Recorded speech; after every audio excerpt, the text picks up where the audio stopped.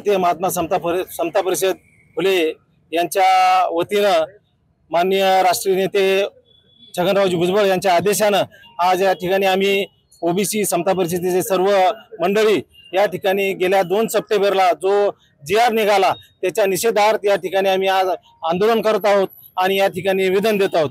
या GR ने प्रातिनिधिक असलेल्या सर्व 400 ओबीसी जाती या पिछड्यावर जाणार आहेत आणि त्या ओबीसी जाती या अगोदर असलेल्या 400 ओबीसी जातीवर त्यांच्या आरक्षणावर हल्ला होणार आहे। त्या या मागच्या दरवाजाने जे येणारे आहेत त्यांना आम्ही सांगू इच्छितो त्यांनी स्वतंत्र असं आरक्षण घ्यावं। आमच्या भुजबळ साहेबांचं या अगोदर सांगणं आहे की त्यांना स्वतंत्र आरक्षण असं दिले पाहिजे।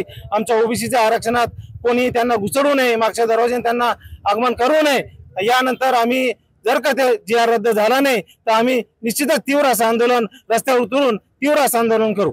इतरही काही ओबीसी संघटना आहेत ज्या समाधान व्यक्त करतात त्यांचं असं म्हणणं आहे की ओबीसीला कुठले नुकसान याच्यापासून होणार नाही। नागपूरला जे काही उपोषण साखळी उपोषण चालू होतं त्यांचं असं म्हणणं आहे की काही अडचण नाही।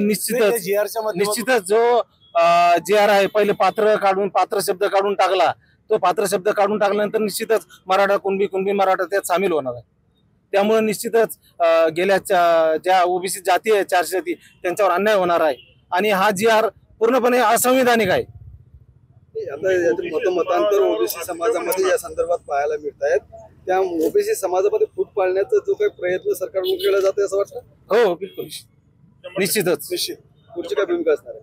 पुढली की जर GR जर रद्द झाला नाही आणि यांची जर का आम्हाला यांची दाखले देणं जर रद्द झालं नाही तर आम्ही निश्चित रस्त्यावर उतरू, तीव्र प्रमाणात आंदोलन करू।